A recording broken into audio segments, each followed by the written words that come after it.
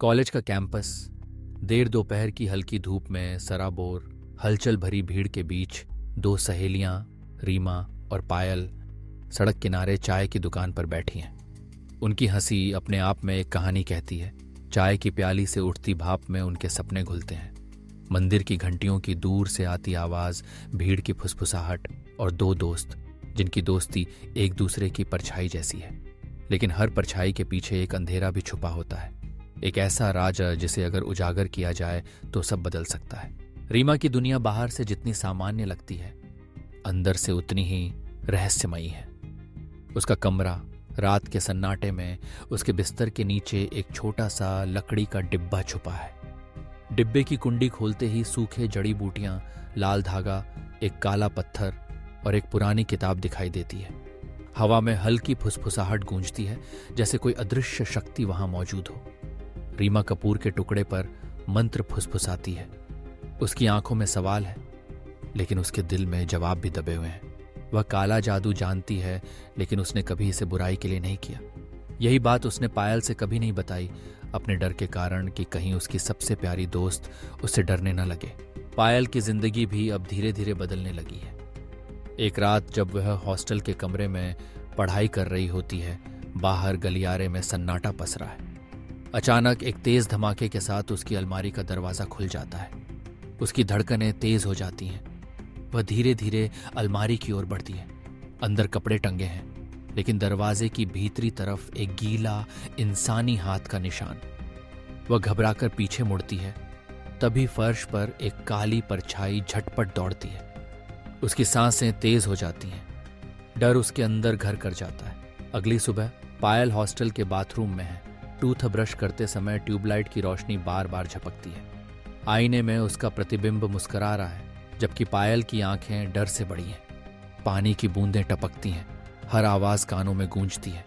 अचानक आईने का प्रतिबिंब झुककर उसे कुछ फुसफुसाता है, लेकिन उसकी आवाज सुनाई नहीं देती। फिर उसके प्रतिबिंब की आंखें पिच ब्लैक हो जाती हैं। पायल घबराकर पीछे मुड़ती है। बाथरूम खाली है। डर अब उसकी हड्डियों में उतर चुका है। रीमा भी अब इन घटनाओं से अछूती नहीं है।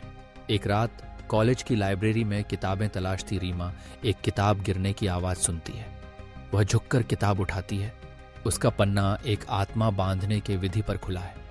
अचानक एक महिला की फुसफुसाहट उसके कानों में गूंजती है। तुम्हें भी ले लूंगी। वह घबराकर पीछे मुड़ती है, लेकिन वहां कोई नहीं है। पर किताबों की शेल्फ के अंदर काली परछाई हिलती है। बाहर नहीं, अंदर। रीमा की सांसें थम जाती हैं। हॉस्टल के कमरे में रात को रीमा सो रही है। धीरे धीरे उसकी चादर उसके पैरों से सरकने लगती है। वह जागती है, डर के मारे स्थिर हो जाती है। एक बर्फीला हाथ उसके टखने को जकड़ लेता है। वह अपने पैरों को झटके से छुड़ा लेती है। वहां कुछ नहीं है। तभी बिस्तर के नीचे से दो आंखें मंद लाल रंग में चमकती हैं। रीमा चीखती है, पीछे हटती है। आंखें अंधेरे में गायब हो जाती हैं। डर अब दोनों के जीवन का हिस्सा बन चुका है। एक बरसात भरी रात पायल गुस्से और डर से कांपते हुए रीमा के कमरे में पहुंचती है।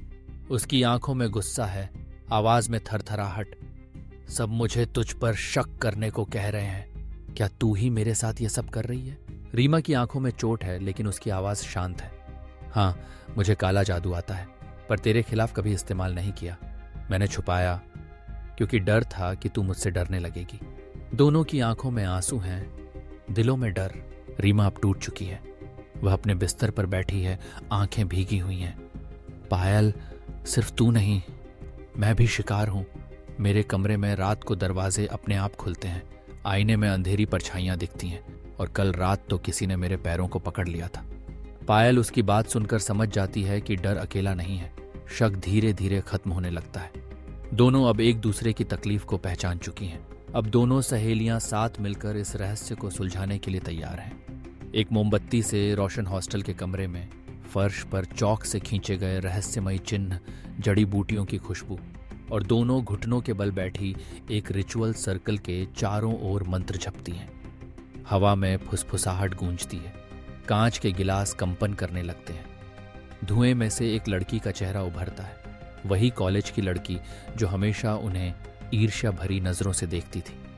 रीमा धीरे से कहती है, ये वही है जिसने प्रेत भेजा है। रूह हंसती है, फिर गायब हो जाती है।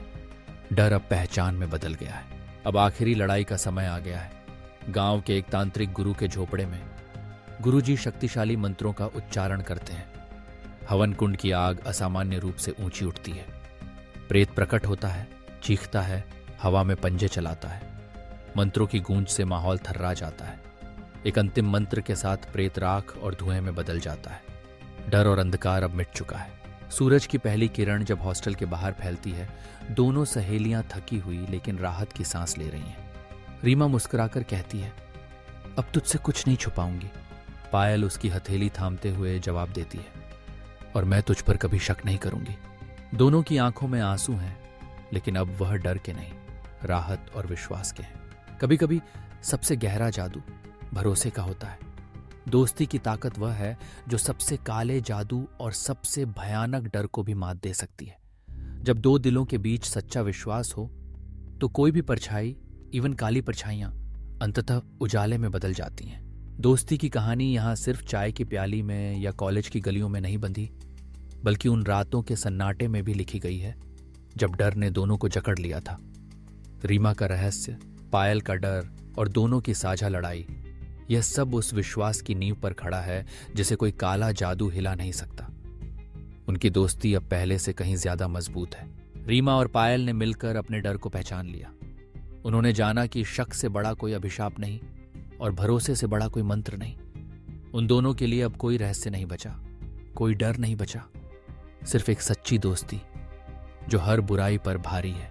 कॉलेज की भीड़, मंदिर की घंटियां, चाय की दुकान की वो पुरानी लकड़ी की बेंच, इन सब के बीच कहीं एक कहानी चलती रहती है।